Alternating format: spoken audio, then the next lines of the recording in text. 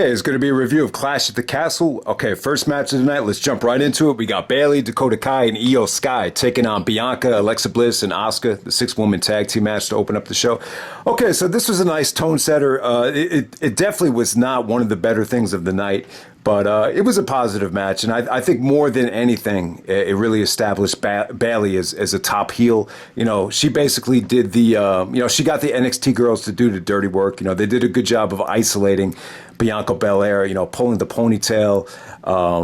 Dakota did some nice Yakuzas. Io hit the beautiful moonsault, and Bayley kind of steals the glory and gets the pinfall over Bianca. So definitely sets up, an Extreme Rules match between Bayley and Bianca down the road.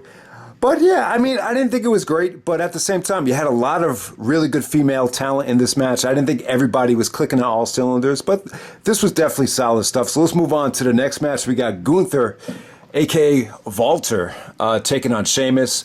Okay, so, the Brawling Brutes and Imperium, kind of started off fighting against each other, but, Gunther and Sheamus, there was a nice little stare down between them, so all the other guys got sent to the back. So you got one-on-one Gunther versus Sheamus. I would definitely say this was match of the night for the Intercontinental Championship. They did a good job of hyping this up. They showed SummerSlam 92. Brett was actually in the audience, so you got a nice close-up of Brett. Brett got a standing ovation just to add some prestige to the history of the Intercontinental Championship. So yeah, good stuff. I would definitely say Gunther and Sheamus, match of the night, almost not quite as good as Walter and Dragunov, but it definitely had that feel to it. I would definitely say, maybe besides the Daniel Bryan stuff, this had to be the best match Sheamus ever had. This was the best experience Sheamus ever had in a WWE ring. He got an incredible standing ovation, and I'm just happy for him, man. I think a lot of Sheamus's success at first was extremely forced, going, back to the Cena days and even the Daniel Bryan days, but, you can't deny it. He's had a Hall of Fame career, and I was just really happy for him. I mean, this was on par with the Benoit standing ovation at the Rumble. That's how good it came off. But, great stuff. Gunther was great here. I was a little bit worried that the weight loss was going to hurt him here in a longer match, because you wouldn't get that stiffness. But, the stiffness was there, the explosiveness, he's combining speed and power with his, strikes, his kicks, and his, chops. Sheamus's chest, it looked like that Bryan Danielson, Roderick Strong hamburger meat, where Danielson's chest is like bleeding. It looks like he's like, has bloody acne, that type of thing. So, yeah, this had to be, I would definitely say this had to be one of the most stiffest matches in WWE history, at least away from NXT. So, good stuff between these guys. My favorite part of the match was Sheamus actually selling the back. He's about to do the bro kick, then his back gives out, which is realistic. I was at the park last week. Someone did a spin move, and he just collapsed. And it was almost like the same way. Sheamus just totally gave out with his back right there from all the power bombs from Gunther. So good stuff, man. It was. Sheamus puts over Gunther, but I got to say, even though Sheamus loses this thing, this was probably, when he looks back at his career, I would assume that he's going to mention this as, the most memorable night of his life. I mean, that's how good it came off for Sheamus. So definitely my pick for match of the night. Okay, next up, you got the SmackDown Women's Championship. We got Liv Morgan taking on Shayna Baszler. Okay, so I think it was back at Hell in a Cell 2021. Shayna got beat by Alexa Bliss, and a lot of people shit on that. They didn't find it as believable. All right, so this was nowhere near as bad as that. This was a little bit more believable. I think one of the problems with Liv so far is they're running into this problem where she's going up against these badasses. It almost had that feeling of a Barbie doll going up against a tomboy from hell. It definitely had that feel to it. But I thought Liv was good. She's really hot and she's really athletic. And she's very seasoned in the ring. I would definitely confidently say she's a much better talent than Alexa Bliss. She's gotten a lot better. So this definitely had a much more believable finish.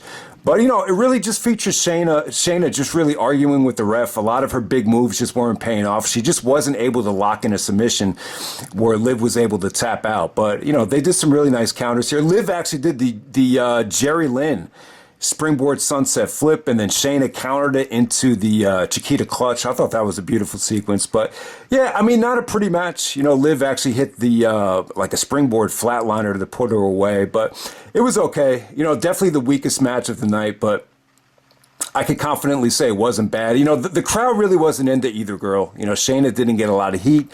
I can't say the fans were clamoring to see Liv win this thing. You know, maybe it was a little bit too American for this crowd, but I still thought it was okay. It wasn't bad. But let's move on to the next match. We got Edge reuniting with Ray.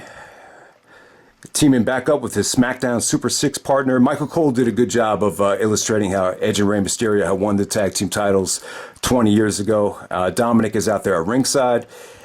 Got a lot to say about this. Taking on the Judgment Day of Finn Bálor and Damian Priest. Rhea Ripley was actually out there at ringside as well. You know, it didn't get too much time. You know, I was hoping this would be better, but it wasn't like the house show, you know, bland matchup that I had thought it would be or thought it might be. It was actually a little bit better than, you know, what they gave us at SummerSlam. But I'll tell you what, man, this is really good stuff here. You know, Finn Bálor and Damian Priest, you know, pretty much controlled the bulk of this match, trying to keep Mysterio away from the hot tag to Edge. So I thought that was good. Edge actually did an ugly looking 619. That was pretty funny right there. But yeah, I mean, it wasn't bad. You know, Edge and Mysterio did some of the double team moves that they did during the SmackDown Super 6, like the powerbomb moonsault that Edge actually, you know, assisted to Mysterio out of the ring. I thought that was cool. Ultimately, you know, you really didn't get a lot of Edge and Finn Bálor. It looked like you were going to get some, you know, one-on-one stuff between them, and then Mysterio actually broke up the coup de grace with a moonsault or a Hurricane Rana.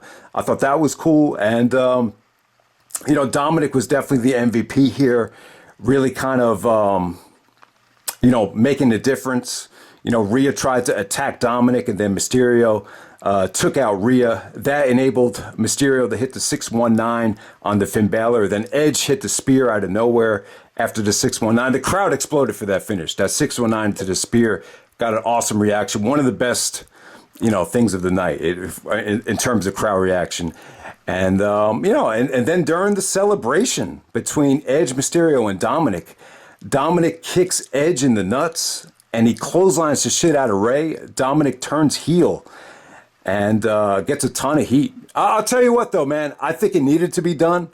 You know, you know, I still see Dominic as that little kid from SummerSlam 2005. You know, take it how you want it, but, you know, this is something he needed to do because he's always going to be in the shadow of his father. He's always going to be looked at as, you know, little Dominic Mysterio Jr., whatever you want to call him. So this is something that he needed to do. And it's funny, like he looks like he's trying to, you know, grow out that mullet like Eddie Guerrero had in 2002. And I think this is what he needs. You know, he needs to get angry and pissed like that. He needs that Latino heat temper that Eddie had, you know, that eye of the tiger from 2002 when Eddie came back. So, yeah, I think Dominic is a little bit soft. And, you know, I think this is what he needs. He needs like that fire under him.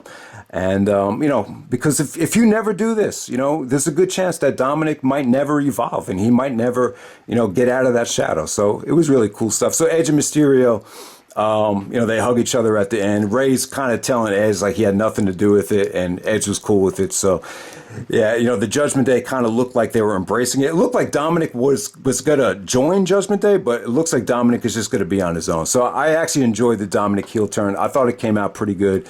You know, Ray actually took an awesome bump for his son. I thought it came off great. So, all right, next up we have Seth Rollins taking on Matt Riddle.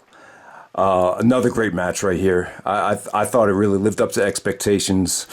What they did here more than anything was they really, you know, I wish I sat through that whole promo that Seth and Riddle did, that two shot where they're talking to each other on satellite. Like, I had no idea it got that personal.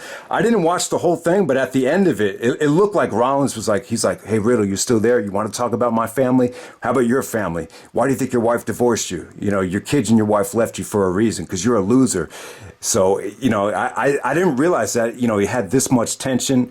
Rollins and Riddle, they really sold it well. It felt like two guys that just wanted to rip each other's heads off. But at the same time, they really, gave you a lot of athleticism. They gave you some nice high spots, some big moves. So they were really able to blend, a real fight atmosphere with a lot of, just vintage, two young guys just going at it, giving you an athletic contest without the, disqualification. So it looked like it might have been a DQ. There was one point in the match where, Rollins was really getting under Riddle's skin, and Riddle took the chair and he missed it, and that enabled Rollins to hit the curb stomp off the top rope, which was an awesome spot. But yeah, I thought this had a lot of good stuff to it. You saw Rollins hit a lot of, big moves. Like he actually hit Riddle's finisher. He hit the curb stomp. He hit the transition to the pedigree came off great. And every time Riddle kicked out of it, like he just barely got his shoulder up. Like he was able to sell the move, but at the same time he was still able to get out of it. So yeah, great stuff, man. I think these two have a much better match in them, but this still delivered though. It still delivered. It really sets up an Extreme Rules match where they're allowed to use weapons. Riddle, I thought they were going to call for a DQ, but they didn't do it. So yeah, I think Rollins really needed this victory. This would have been, I guess, technically 5 straight pay-per-view losses if Rollins did not win this thing, because he lost 3 straight to Cody Rhodes. So speaking of Cody, it kind of hit me before the main event, like, there's no way Roman is going to lose this belt until he faces Cody. Like, I think that's definitely a WrestleMania main event. That's definitely a money match. And so it almost got me thinking, yeah, maybe this isn't Drew's night. So the bottom line is, I hate to disappoint everybody, but Roman Reigns retains the belt. But I'll tell you what, man, they pulled off an incredible main event. It took a while to get there. I thought this started off a little bit slow. I was a little bit more impressed with Drew's intensity than Roman's. But overall, they gave you some of the most exciting near falls and just a roller coaster ride of a match. There's a lot of interference too. You had Karrion Kross actually throw a water bottle at Drew McIntyre. You had Austin Theory come out with the Money in the Bank. Thank God he was actually stopped by Tyson Fury. So once again, Theory's trying to cash in the Money in the Bank, and he doesn't even get a chance to get the bell to ring. So I don't think Theory's ever going to cash it in. As long as Roman's a champion, it's too unrealistic. The championship is so competitive and so credible right now. I don't see Theory ever cashing it in, at least until maybe Cody wins it or someone else wins it after WrestleMania. But I'll tell you what, man, Drew busted his ass here. I thought this was great stuff. Roller coaster ride of a match, great intensity. So many near falls with the Claymore kick. I got to say, one of the best near falls of the year was. Roman actually going for the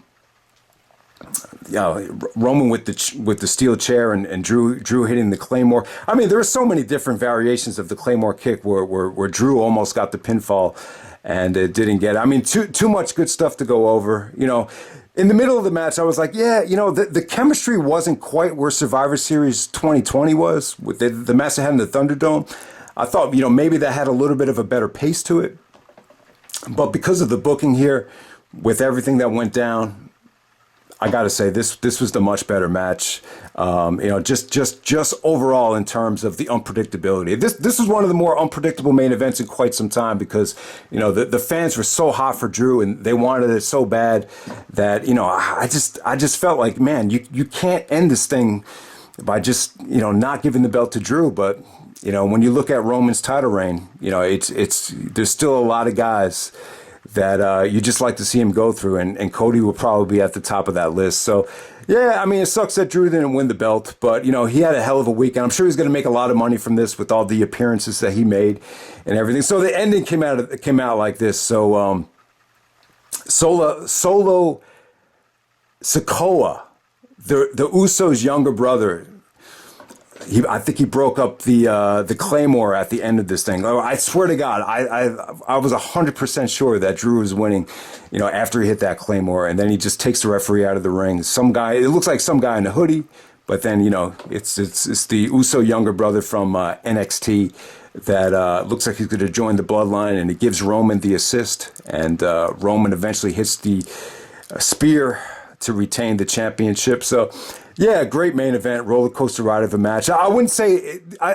Roman and Drew has a ton of replay value, but this is just one of those main events that's going to take you on a ride if you don't know the result. But, you know, I think after you know the result of it, it might be a chore to sit through. But, yeah, the booking here was good. There was a lot of surprises. There was a lot of, breakups. You know, a lot of guys played their part, to really make this thing. So Wikipedia doesn't have a time right now. Let me refresh the page because I'm curious to see how much time they got.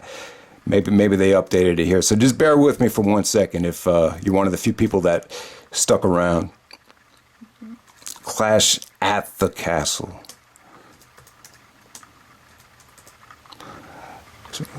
Almost said Clash of Champions. Okay, all right. So let's see if they have an exact time. They might have went 40 minutes. All right, so they went a half hour. 30 minutes and 47 seconds to be exact. So without a doubt, guys, this is the WWE pay-per-view of the year. It almost had an NXT TakeOver type of feel, almost a Canadian Stampede type of feel. Very little filler. And I would definitely say all the male matches over-delivered, in my opinion. Even the weakest male match of Mysterio and Edge and the Judgment Day, that was one of the most memorable things of the night because of the Dominic heel turn. But yeah, awesome show. The crowd here in Cardiff, Wales, exceeded my expectations, and from a wrestling standpoint, I'd definitely say it exceeded my expectations as well. I think it'd be tough for AEW to pull off a show that tops this. I definitely think they have the potential to, but because of all the injuries, it's just tough to assume that it's going to be a guaranteed home run in terms of passing this show. But they could do it, but it'll be tough because this was pretty damn good. So I hope you guys enjoy the review, and I'm out. All right.